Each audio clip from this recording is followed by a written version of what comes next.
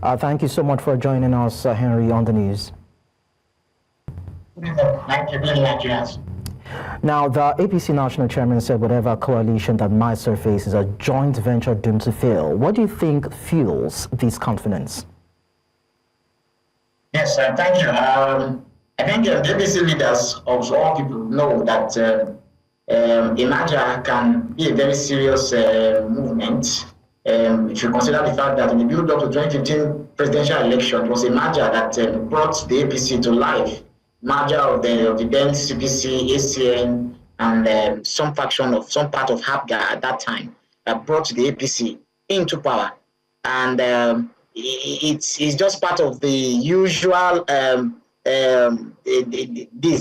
discarding that happens when politicians are met with issues like this. They usually sell it off that the matter will be nothing. But see, I believe very strongly that it's a serious matter within the APC. They know that if a merger happens, it could be a very, very closely run election. If you look at the results of the last presidential election, you discover that the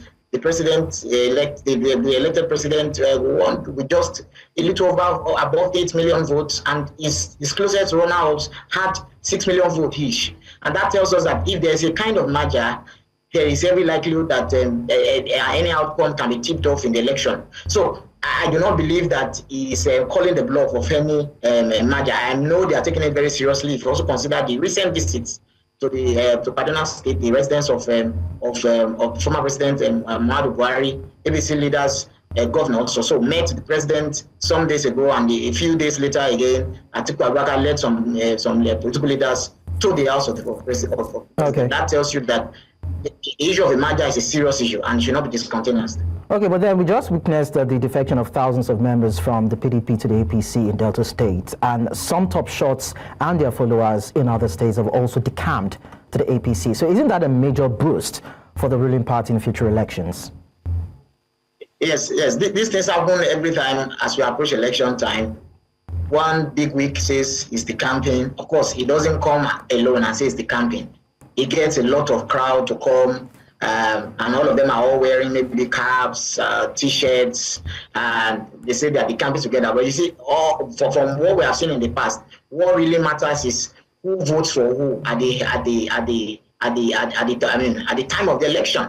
And so this is not, because as you have it from the side of the PDP of the APC, you also see things like that also happening towards the PDP and some other parties also. So I do not take these things very seriously. For me, I think it's largely ceremonial, that when it comes to the time of elections, they will know who has the followership.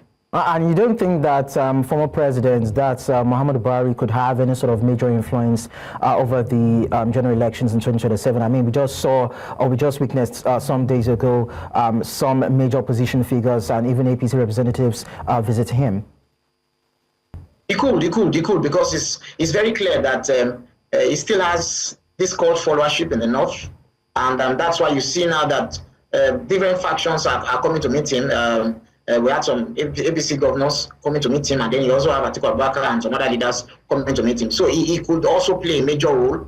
But again, if there's anything we have seen in the last election, there are bound to be surprises, even from the outcomes of elections in various states. You'll also realize also that in the forthcoming election, new set of voters also will just clock the team or are just legally qualified by age to vote in the election. New set of voters will be brought in again, and that could change the voting demographic again, slightly from what it was in the last election. So all of these factors will win. But again, I believe very strongly that former President Muhammadu Buhari, is still a force to be reckoned with as far as politics in the north is concerned. Thank you so much, Henry Olonimoyo, for sharing your thoughts with us. We appreciate that.